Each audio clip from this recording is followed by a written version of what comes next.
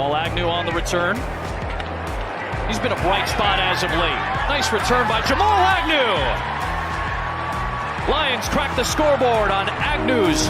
Here's a toss to Boone running left. He is in for the touchdown. Touchdown Minnesota, and they're hanging right in this ballgame. Trubisky steps up, throws for the end zone, wide open, touchdown, Jimmy Graham. Second down and goal now. Play action. Rodgers looking for his fourth touchdown pass of the night. Gets it. Pylon listeners, welcome back to the podcast. Week 16, we are recapping. There is a lot to discuss, especially at the top of the NFC North. Oh, man, I mean, there's some good and then some of the worst football you ever will see, all in one division. So a lot to talk about here. I'm Big Z representing the Detroit Lions. Let's go around to the rest of the Pylon crew. We got Kinger representing the first overall seed in the NFC North, the Green Bay Packers. Gentlemen, as always, it is great to be back with you. Another great day. I love the Green Bay Packers. And then we got Barney representing the very resurgent Bears. January 3rd. We're done with 2020. It's 2021. The Bears, the Packers, Soldier Field. Let's go! And then last but not least, we got Remy, who is joining me in the teams eliminated from the playoffs club. Remy. History showed we wouldn't make it this year, and I stand by that. Go Vikes next year. There's always next year, Remy, right? Correct. That's what the Detroit Lions motto is. I always get the Lions compared to the Chicago Cubs a lot. It irks me because I hate the Chicago Cubs with a burning passion, but it's unfortunately a decent comparison for the Lions.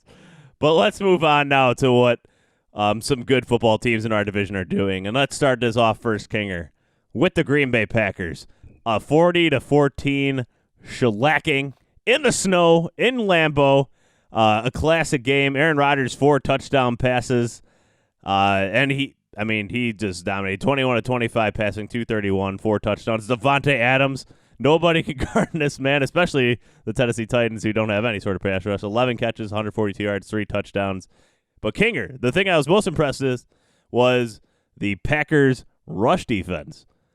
Can you go on a little about that? Because this Packers rush defense has been bad all year, and they turned around tonight. The haters are awfully quiet right now, boys. The haters are awfully quiet. You know, heading into this week, like we kind of talked about on the podcast earlier, the Titans' offense was the big headline of this game this week. And, you know, Derrick Henry, Ryan Tannehill, rightfully so. They were the number 1 rated offense going into this. And everybody thought that Green Bay was just going to kind of bow over and just let them run all over us. Well, proved tonight that the strides the defense has been making the last 3 to 4 weeks really all came to fruition tonight. And overall, I really think we did have our best performance of the season. You know, keeping Derrick Henry under 100 yards, keeping the number 1 scoring offense to 14. You know, a 40-14 victory. You know, that's nothing to write home about in regards to the Packers. Should be very excited about this, obviously, right? I mean, they showcased the ability to dominate against a good football team, and across the board, they played well. This was a vintage performance from Rodgers. I think he has to have the MVP conversation, or leading that MVP conversation now after this week. I don't think there's any reason or argument against that at this point, especially with Mahomes and the Chiefs putting really up against a pretty good stinker against the Falcons today. But really just clinical across the board. It was a coming out party for A.J. Dillon. This is exactly why he was drafted. 21 carries, 124 yards, 2 touchdowns. You know, that's a big back barreling through defenses in December that nobody wants to be in front of. But like you said, Big Z, the defense stepped up. We really did make some changes. There was a lot more 5-man fronts tonight, 5 defensive linemen. I think that really played a key. Really was nice to see Pettin switch to make some adjustments to try and counter that rush attack from the Titans. And as you could see early, really got them off their rhythm. They weren't able to get the play action going. They were forced to really start throwing the ball early, and it just completely got them out of their rhythm and all messed up. So very proud of them, very happy with the team, and that secondary is really coming together nicely. We got to be playing. They're playing at elite level. 3 out of 4 guys are top 3rd ranked guys in the league at their position. and just overall great performance. Very happy to be a Green Bay Packers fan tonight. Barney, let me throw this over to you. I mean, what did you see from the Packers tonight that worries you next week? Is there something that worries you, I guess, rather, is the question, baby. Well, I mean, Aaron Rodgers is Aaron Rodgers. But you know what worries me is just the disgust and the lack of integrity that the officials they just each week to week. And Barney, we got two. We got two. There was. I was gonna say two. Now, I will say without those calls, that's all right. I still think the Packers win. Yeah. Decidedly. But it's just worrisome. It's like it's just like it was. Some of these things are blatantly obvious. Some of them are bang bang, and you're not going to catch it. But it's just I agree. Aaron Rodgers is definitely the front runner. And it's hard to beat somebody that has an extra player out there. Wait, Barney, before I just I was going to try to maybe introduce a new segment here. It's because it becomes a weekly thing now, and that is our Packers get help from the referee nominees of the week. So behind door number 1, we have guy stepping out of bounds clearly with the ref 10 yards away, staring right down the line, no call. And then behind door number 2, we have a guy not lined up offside, but then gets an offsides penalty all of a sudden after the Packers get their kick block. Choose which one is your best one. Maybe we'll throw some votes out there for the listeners, but those are our 2 choices of this week. Kinger, I think my favorite one though was the block kick. I mean, when we're talking about Aaron Jones running down the sideline, like it was shoveled. It's like I don't know. When I was watching it, I was like, oh, I'm pretty sure he stepped out there, but the volume wasn't on, so I just figured like the whistle will be coming and they'll bring it back. They didn't, and I was just kind of laughing. But the lined up offsides, not really offsides. That's the ref sitting there like trying his it's not a no call. That is a call when something wasn't even fucking there. So that was pretty fucking funny to me. It's the same. I mean, you got to keep the Packers happy. And you got to make sure that they're in the league and they're doing well. Let's give Kinger a chance to respond here. Kinger, do you have anything to say? I know we give you shit every week, and that's fine. I wasn't gonna go there, but the fact that you guys took it, I'm happy, and I'll just make the comment as this: what happens of teams of just poor franchises and teams that have absolutely no success in the NFL. They have to hate on the teams that do, right? They have to come up with all the excuses in the world, and they have to dog the team that dominates them year in and year out. So I expect that from Bears fans. I expect that from Lions fans. You guys don't ever win any football games, so you got to make excuses why the other teams win football games, right?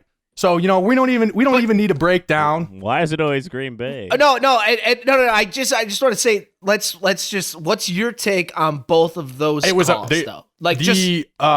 The block kick, the offsides, right? I sent you guys a tweet that I saw that basically showed that the guy could have been lined up offsides, right? That was a Titans beat writer who retweeted that. So I'll give the offsides call was a little bit shaky. I mean, I can't argue with you that Aaron Jones stepped out of bounds. That was blatant miss, right? I mean, what do you want me to say to that? I can't argue against that. He did step out of bounds, but we'll take it. If I watch all the Bears plays today, I can almost guarantee you there's going to be calls that are missed. There's going to be calls that go against them. So do any one of those 2 calls impact the game tonight? I mean, maybe not today, Barney, but there's different weeks, right? So do any one of those 2 calls impact the game tonight? No, we dog walk the Titans. The Bears want no part of us next week. I can assure you that. And when they do, right? I mean, the likelihood that there's a very strong likelihood that if they beat us next week, which, we'll talk about that game, we'll address it. Then they'd have to go to Lambeau to play Green Bay in the playoffs the following week after. If you're Chicago Bears fans, there's nothing about that could be exciting, right? Absolutely nothing. But you guys got me all fired up now. You got me off point. The Packers dominated a very good football team tonight, and I'm very happy with the results. And we are trending, and we seem to be clicking in the right areas at the right time. So we are definitely not a team that I think most opponents want to face right now, especially if you have to go through Lambeau in January. Oh man, I mean, Kinger, can you walk through the scenario really quick for the Packers to clinch the number 1 seed? I mean, if they win, they get it, but if they somehow lost next week, what would they need to have happen to secure the number 1 seed still? It comes down to the 49ers beating Seattle at this point. I think there is still a way that New Orleans can get in that conversation if there's a 3-way tie between Seattle, Green Bay, and New Orleans. But I think the main things are Green Bay wins, they secure that first round bye. If they lose and the Niners beat the Seahawks, they still can secure that number 1 seed. So there's a couple different options. And I just want to say, I, for one, I know we talked shit before the pregame, but I kind of knew that the Packers had the edge in this game just because you knew that Aaron Rodgers wasn't spending family time during Christmas with his family. So he had a bunch of free time to just go over the games. Yeah, his family hates him. Hey, boys, I'll take it. We won a football game. I think 12 has got some things on his mind that may have taken some precedence over Christmas this year. I will agree with you in that.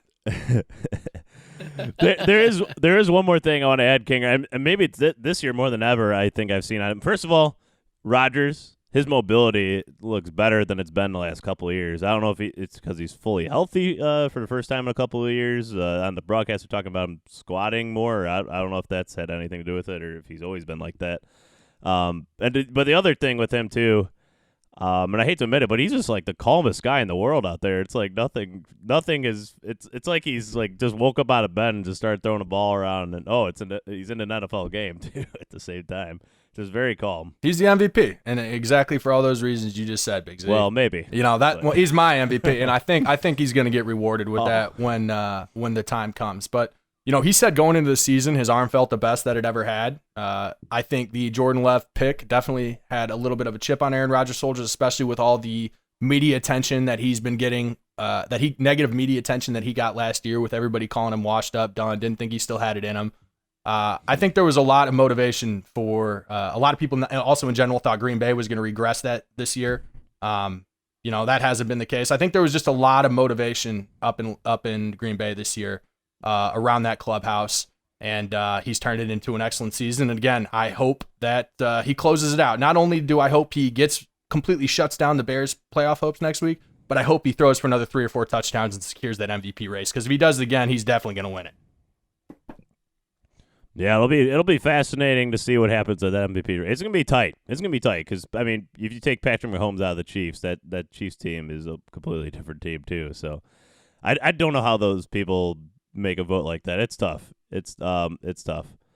But Kinger, the Packers looking good headed into Week 17. They're pretty much in the driver's seat to get the 1 seed, even if they somehow lost to the Bears next week. There's also no spread on that game yet. I thought they might put one up right after. Double digits. Book it now. So let's move on now to you, Barney. Your Chicago Bears take on one of the worst, the worst team in the NFL, the Jacksonville Jaguars. So great Week 16 game for you. Bears 41-17. Mr. Trubisky, 265, 2 touchdowns, one of the worst interceptions of the year in that game. Maybe you could break that down for us. But, the Bears getting all the right pieces, another 30-point game for them. So that makes it 4 in a row, headed into the biggest game of the year. What do you feel? How do you feel? Well, one thing I could say is that heading into the biggest game of the year, it's nice that, the Bears offense is probably the best it's been over a 5-game stretch so far. We've never clicked like this. I think we have a stat here that 4 games consecutive over 30 points. Like it's the first time since like the 60s, which is pretty sad. But at the same time, I'm all about it because I know our defense is going to get up. We played a bad team. Kinger, I think you said it earlier. You got to play the team that's in front of you. We didn't win by 4 here. We went out there and we dominated. It was one thing that was really nice is third quarter. We always have our offensive struggles. We outscored them 21-0. It's good to have a monkey off your back. Ever since Nagy had given up the play calls, Bill Lazor, he's just doing everything right. He's giving the right targets to the right people. A-Rob had 13 targets. Mooney had 7. Jimmy Graham and Cole Kmet both had like 5 or 6. Mitch, I didn't see him play as confident as he did in the last 2 games. I saw a little bit more of what we've seen from him in years past, but he came in, he did what he needed to do. He threw for 265, 2 TDs, he rushed for a touchdown. I love where we're going right now. As an offense, I've never really had anything to boast about, but we got a run game going now. Monty, he only got 95 here. He didn't get his 4th or whatever consecutive 100-yard game here. He only had 95. But he had a touchdown, and he continues to be a force.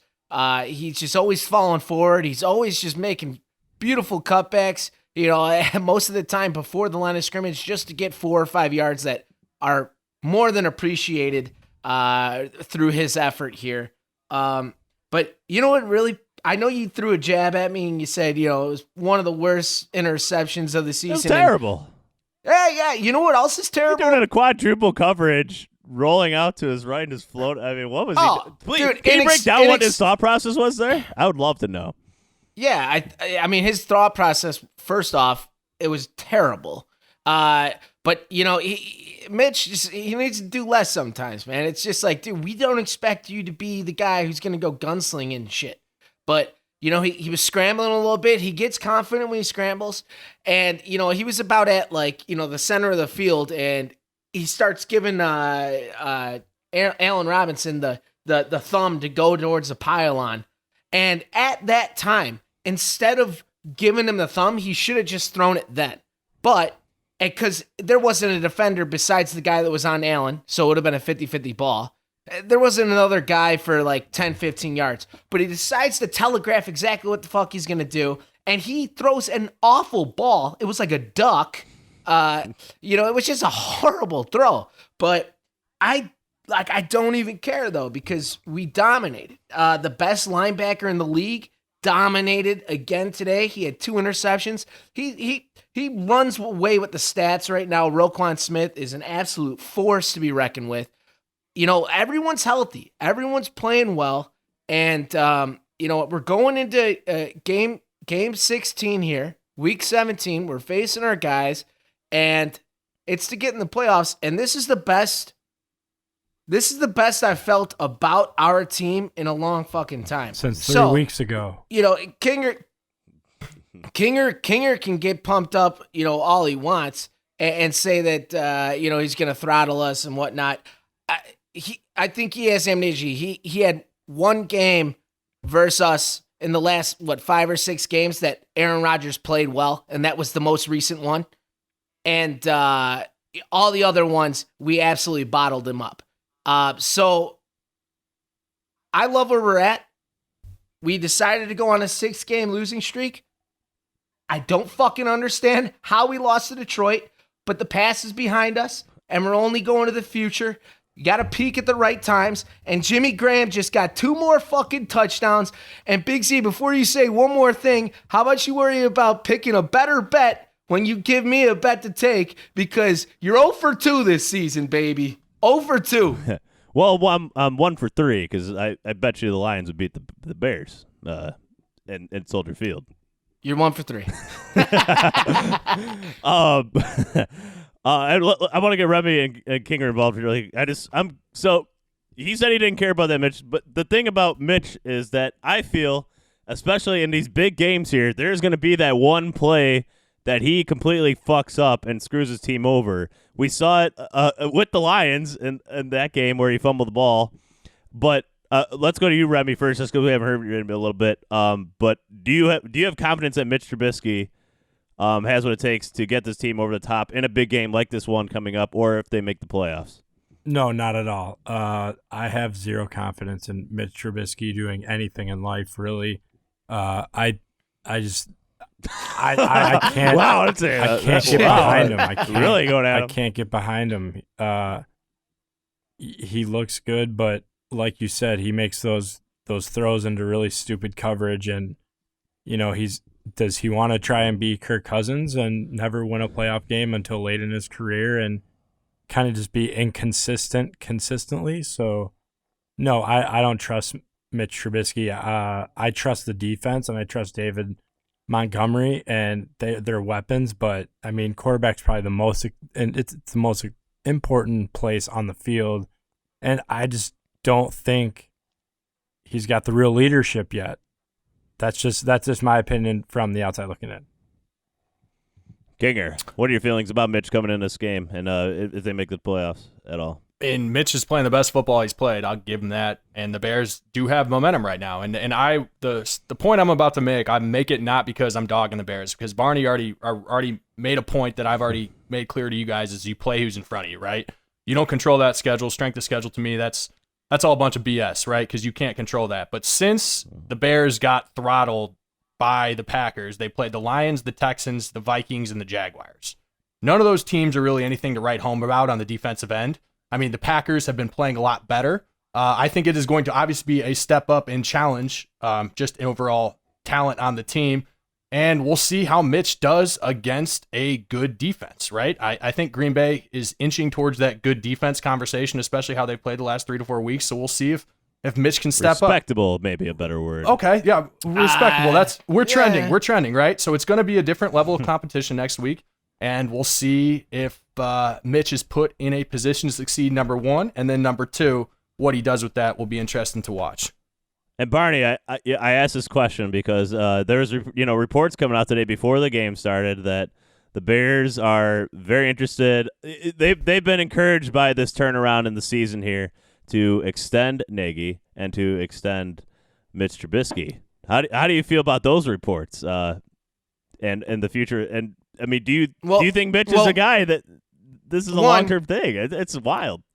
Big Z, I feel like I shouldn't be the one telling you this, but you shouldn't believe everything you read. All right. I saw the reports number too two, on multiple accounts. Okay, Remy. But number two, as far as Nagy goes, I think my faults were that he was a horrible offensive play caller. He's given up those reins. He has this, it's almost nauseating sense of, fight and a never give up sort of attitude that I actually do like. And, not a lot of teams go on 6-game losing streaks and then climb out of the cellars and do what we just did. And give themselves a shot to win and get into the playoffs. When it comes to Nagy's extension, dude, as long as he never, ever calls another play offensively, I got no real gripes with him. The only thing I really want him to do is just be true to himself and understand that there are certain people that should not be out on the field. And hey, we took care of that for the most part. Rashad Coward off. Sam Mustipher's in. Everything I really hated during this season about him, he's either given it up and let somebody else take it over, or he yanked those guys out of the lineup. So, I really don't, I'm not going to say like I absolutely love the move or anything like that. I'm indifferent. I want to see the rest of this season play out.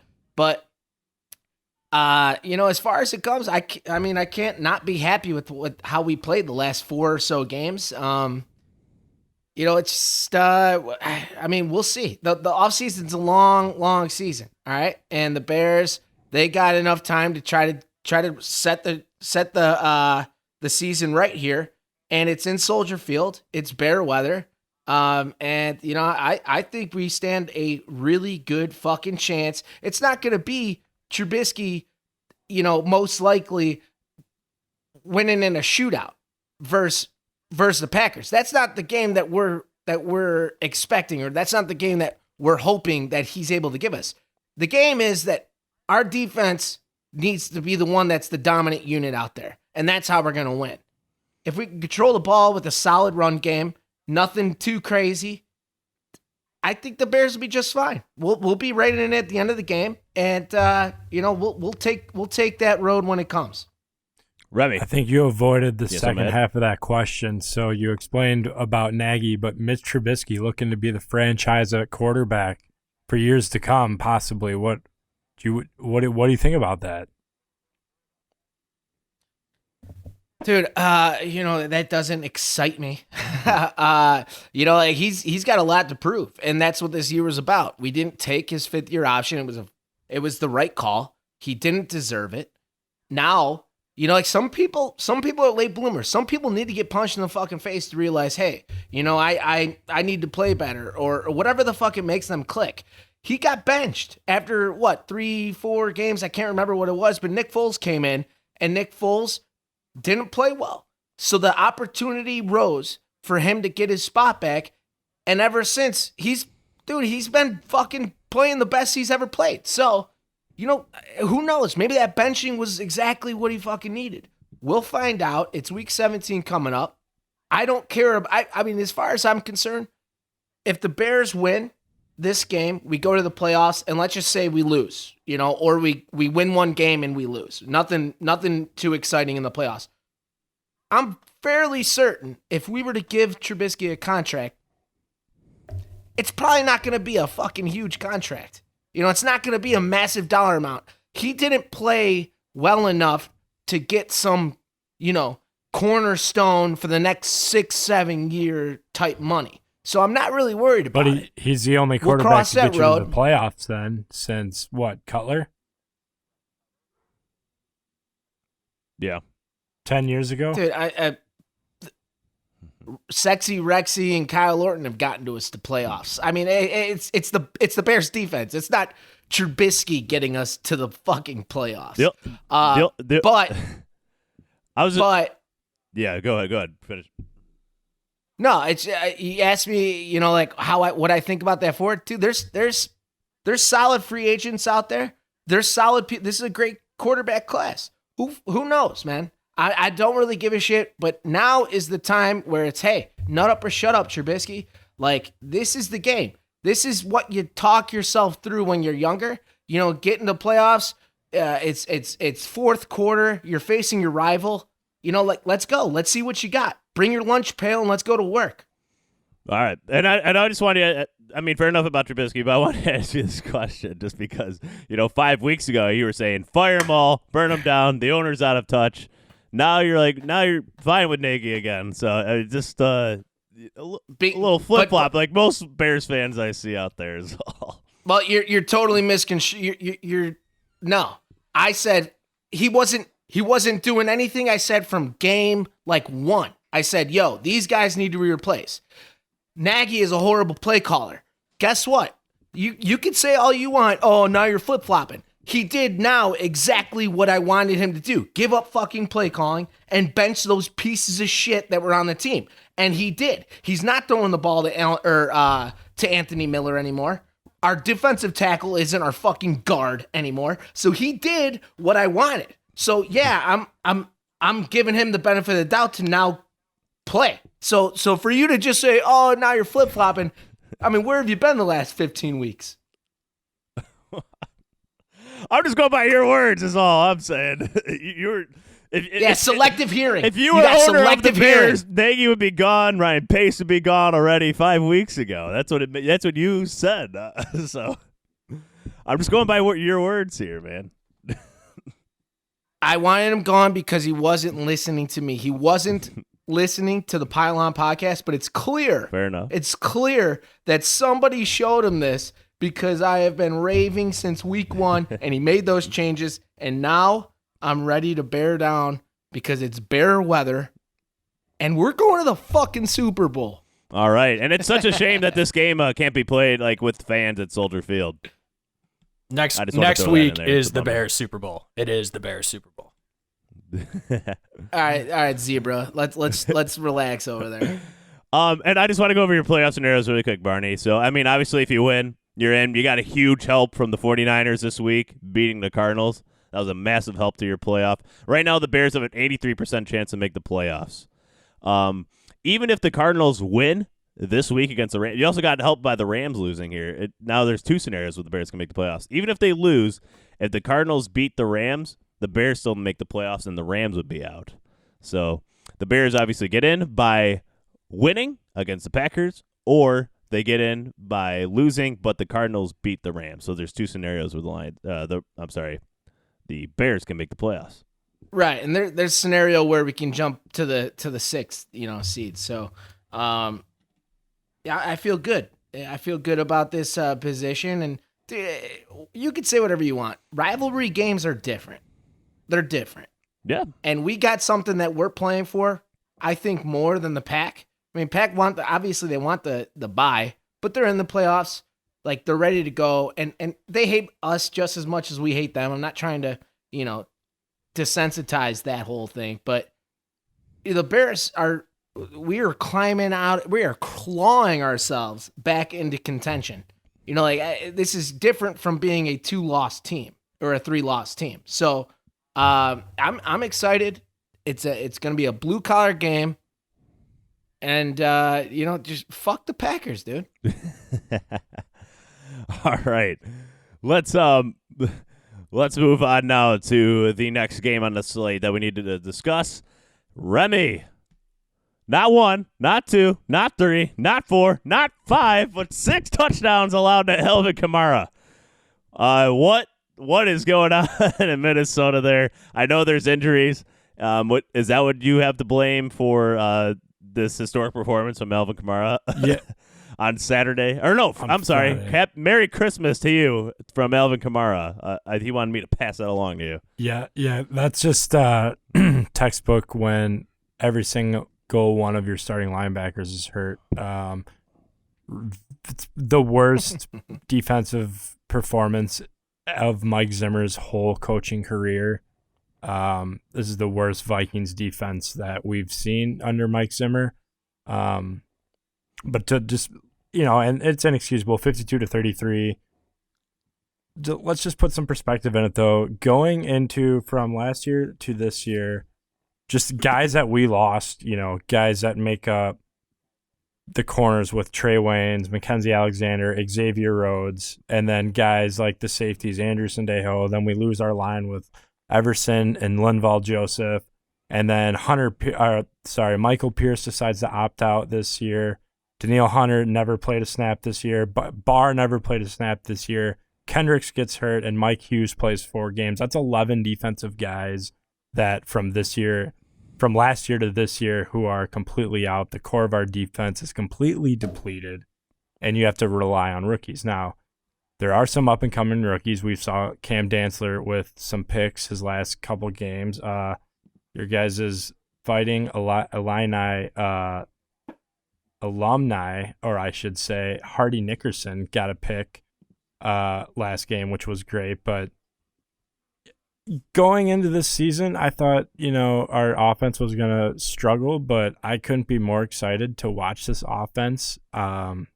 In the past, 4 years, 5 years, it was always more exciting to watch the defense because they made plays. But now, you got guys like Justin Jefferson, Dalvin Cook, just really fun guys to watch. And a good takeaway from the season is that our offense can score points. Our defense has to let them rest. So, but yeah, that was not a very good Merry Christmas game for all of Minnesota and their fans.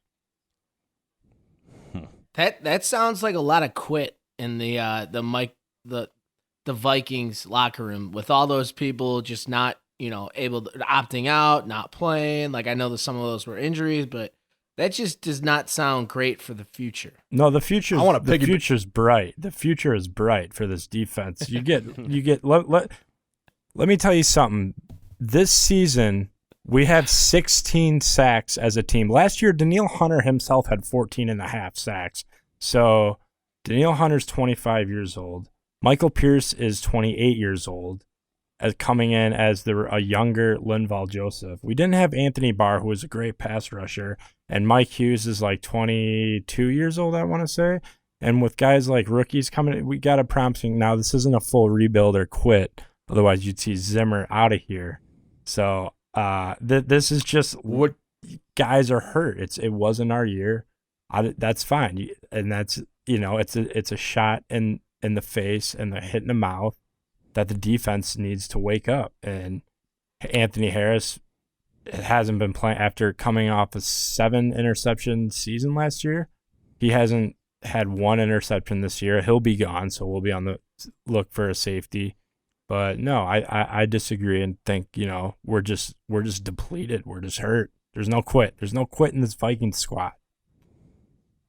I just want to say I think Remy definitely the Vikings injuries has played a big role in the reason why they haven't had quite the success this year. But across the board, I do believe that they still need depth at all 3 levels on the defensive side of the ball. Maybe the linebackers can be an argument, but what do you think of Zimmer calling out, just blatantly saying, this is the worst defense I've ever had? Do you like that from a coach, just calling out a defense like that? Yeah, or because what are your thoughts on that? It's true that Chris Jones, who number 24, he's the worst thing I've seen since Josh Robinson. And Josh Robinson, I hate. He's the worst Viking to ever put on a uniform. He couldn't guard anything. And even more than Laquan Treadwell? Not, possibly. Yeah, because Laquan Treadwell didn't really cost us games. And Chris Jones cost us that Cowboy game by not making a simple tackle. So I don't understand it. This is by far the worst defense that we've all seen. And yeah, I like Zimmer calling it out because you're calling it as you see it. You need to get your guys together and get some sort of veteran presence as a defensive back. I don't care if it's Randy Moss, bring him back to start coaching, but we need some sort of spark in that defensive locker room, like a loudmouth like Everson Griffin or something. We need a pickup on the defensive side, but yeah, Minnesota sits right now with the 13th overall pick in the draft at the season ended today, Remy.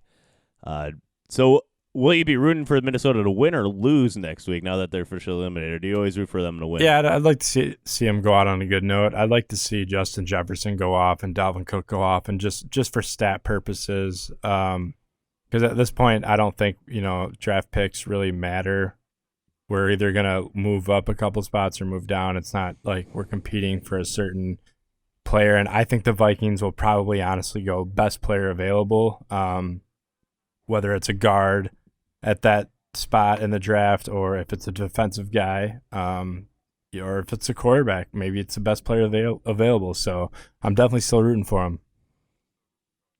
Well, do you know if Gary Kubiak, have you heard anything about him returning to next year as offense coordinator? Because he's always a guy that's like kind of iffy if he's like going to be coaching or yeah. not. He always seems to be on and yeah, off. no, there hasn't been any, speculation of anybody leaving.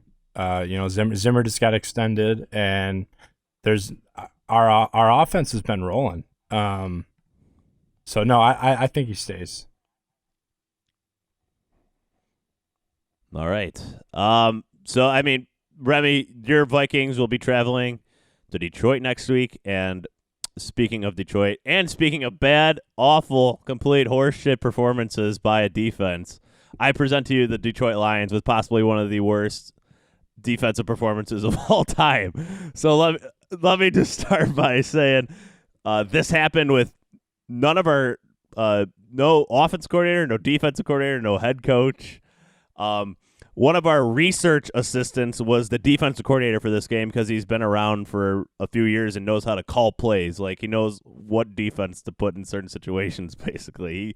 He's a guy that recommends, like, I don't know if you know the Baltimore Ravens, they have, like, a stats guy that tells them, like, in a certain situation you should play this type of formation. Basically, that's what this Lions guy was doing before. Never coached a position group in his life, and now he's coaching a defense against Tom Brady and Bruce Arians, and it went about as good as you expected.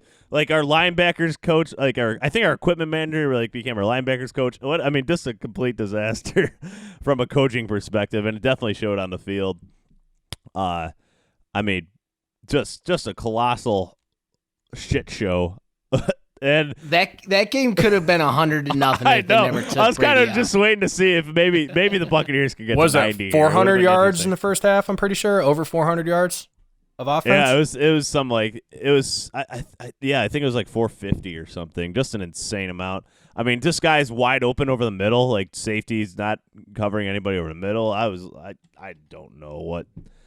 I mean, the Lions didn't practice during the week. The coaches weren't able to be able to coach. I mean, just everything that could go wrong in terms of getting ready for that game did, and it absolutely showed on the field, no doubt about it.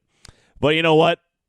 There's a positive to it. The Lions moved up to 7th in the draft order this week. 7th. They moved from 11th to 7th, so they moved up 4 spots this week, which is huge. There's 4, 5, and 10 teams, and the Lions have the worst strength of schedule out of those, so that moves them up to the 7th spot. Now, there's Houston, which the Miami Dolphins have the pick at 4-11, Atlanta 4-11, Cincinnati 4-10-1, and Philadelphia 4-10-1. If any of those win and the Lions lose this week, the Lions will jump them because they have a worse strength of schedule, which is the tiebreaker for the draft order. So if you're listening, Lions fans, or if you're just interested in the draft in general, the Lions could leap all the way up to 3 possibly in the draft order. If all 4 of those win, that's probably not going to happen. But if a couple of those could win, they can get in the top 5, which I think would be huge for them, especially if the new GM that they're looking for is interested in getting one of these top quarterbacks. And I don't know if did you guys watch the BYU UCF game at all? I love Zach Wilson. Big Zach Wilson fan. I would not mind seeing him drafted by the Lions early. This is my way too early, talking about the draft stuff, but that's all I got now. What did you say, Joe, about the Lions offseason Super Bowl? Well, the draft, right? Yeah, I mean, usually is. But I'll tell you what, there might be a lot of Detroit fans hoping for a loss so that you guys get closer. To being able to maybe nab one of those guys, but it will be one sad 20-something-year-old in a living room when he finds out he's been drafted at a fucking Detroit fucking Lions. I'll tell you that much. Not as sad as the guy that's going to be drafted to the New York Jets, I think. That might be the only worst thing and at the moment. But touche. But man, the Lions got a lot of work, especially on that defense. I think maybe 2 guys on this defense might be back next year. I won't even say. I'd say Jerrion Kearse. Remy, know him. He's actually been pretty good for us. It's kind of masked by how bad the rest of the defense is. And then if they can sign Romeo Okwara back, he's a free agent. I'd like to see him back, but the rest of the defense can, Maybe how do you play feel backup in the league somewhere, but not for the Detroit Lions anymore. How do you feel that you guys picked with the number 3 overall pick? It's not even the best cornerback in the draft. Why? Who do you think's the best cornerback? Are you gonna say Jalen Johnson? Yeah, I'm gonna say Jalen Johnson. It's hard to say right now. Jalen Johnson. First of all, let's say that he is playing with a significantly better D line on his team, which makes his covering time to cover way less, which impacts the cornerback come on. You've been significantly. telling me Trey Flowers is the real deal. Trey Flowers is Come good, but on. the rest of the D-line's been terrible. And it's proven in the stats, like the time to throw. They have no interior pass rush Lions. So even when these D-lines get upfield, there's a pocket up the middle still. I think for the most part, yeah, and you're right. So, but about for the most, yeah. But I'm just saying about the cornerback, but that it's too early to tell if they made the right or wrong pick. Obviously, for this year, not good. I would say though, for the most part, when people go to Detroit, they Gronkowski. They either legitimately quit and retire, or they just do something like Snacks Harrison, take the money and just play like absolute ass and don't give a shit. Well, and the Snacks Harrison, he played good when we got him the first year, and then the second year I guess didn't give a shit, like you said. It showed in his play. But, it's amazing. Again, Barney, I don't know how the Bears lost to this Lions team. I'm still trying to figure it out. But that's also because Stafford, he was red hot that day. That was arguably one of the top 3, if not the best performance I've ever seen him have that day against the Bears. He was on absolute fire that day. And, Stafford rolled his ankle in the first quarter, and then it was really over. So if Chase Daniel's starting, another Bob Quinn, terrible signing. Chase Daniel, this guy has like a wet noodle for an arm. He can throw it like 15 yards maybe crisply, but when it gets over 15 yards, it's like throwing fucking lollipops out there. I don't understand how this guy has held a job this long in the NFL. He is terrible. Why not get a guy like a Colin Kaepernick that can at least run the ball, like a guy. I'm not saying I like Colin Kaepernick. I'm not saying he's good. I'm just saying a guy that can back up and at least do two things. He can throw the ball 20 yards and he can run and take off. At least change the game plan somewhat. Keep them on their toes. This is a backup quarterback, like just a guy that can change the game plan around, do something different, because it's very hard to obviously find elite arm talent, but at least you can get somebody that runs around back there and give you a chance. I mean, Chase Daniel, when he comes in the game, we know it's over. There's no hope whatsoever.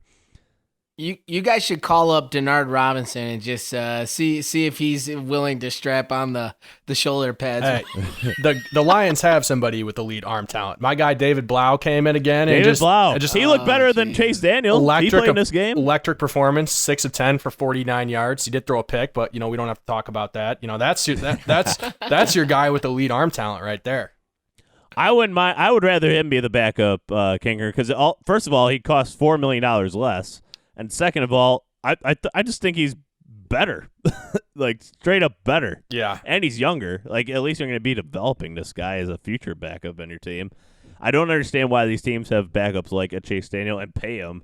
Like, for instance, the Raiders.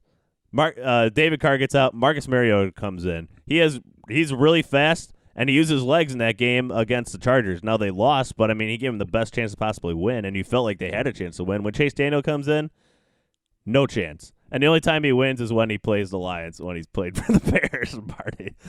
Oh, man. So the Lions got a lot of work to do, a lot more than the Vikings, for sure. So that's why maybe if Chase – I always like rooting for Stafford, but, if Chase Daniel's our starting cornerback, I wouldn't mind moving up a few more draft spots to see, even if we have to trade back and get some more draft pick. We'll talk about all that later. That's more draft talk, not really current season stuff. But again, this Lions game against the Buccaneers was easily the worst game I've ever watched, ever. I mean, just an awful performance by every individual involved in the game in total. Just hot garbage completely. That might have been like the first time I made a bet and was like, within the first 2 minutes of the game, I was like, yep, that's going to win.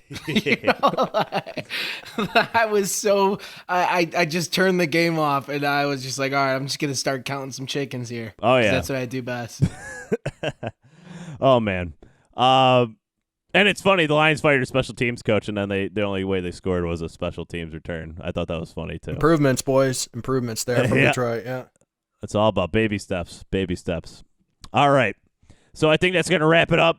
Recapping Week 16. Like I said, a lot to talk about. But, man, we got a big matchup with the Packers and the Bears coming up this week. And we'll be talking about that on an upcoming episode later this week. And we will let you know how that comes to you. I know there's the New Year coming up, so hopefully we'll get that out to you before all that stuff is going down. But I hope everybody had a great Christmas and that they're going to be having a great New Year. And hopefully the hangover has subsided and getting ready for that game on Sunday, the Packers and the Bears. And I guess the Vikings and the Lions, if you're really into that one. But, man, yeah, a lot of fun here coming down the stretch. So thank you, everybody, for listening. Instagram, at The Pylon. Twitter, at The Pylon Pod. Or Pylon Pod. The Pylon Pod, sorry. And then please leave a please subscribe to our podcast on Apple, Spotify, wherever you get podcasts. Please leave a review on Apple. We appreciate everybody for listening. Again, have a safe and happy New Year, and we'll be coming at you. Well, actually, the episode will come out before New Year, so we'll wish you one too. But happy holidays all around, anyways. So put the beer down, Big Z. All right. Thank you, everybody, for listening, and we'll see you later in the week. Bear down. Fuck the pack.